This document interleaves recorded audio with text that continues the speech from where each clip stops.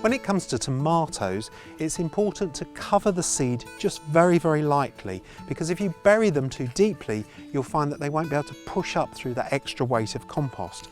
Fill a pot with compost. I like to use a terracotta pot for tomatoes. Tap it just to consolidate the compost, and then sprinkle the seed into the palm of your hand. And then take a pinch between your thumb and forefinger and sprinkle it ever so gently over the surface of the compost. Make sure that you don't put too many seeds in one place. So you're aiming for about 20 seeds sprinkled evenly over the surface in this size of pot.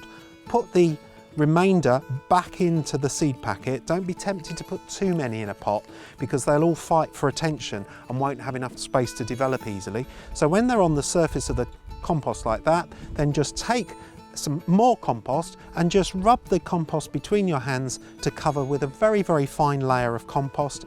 Tap the pot just to firm it in position, water it, then place those seeds on a warm windowsill and they'll germinate in about 3 to 4 days' time.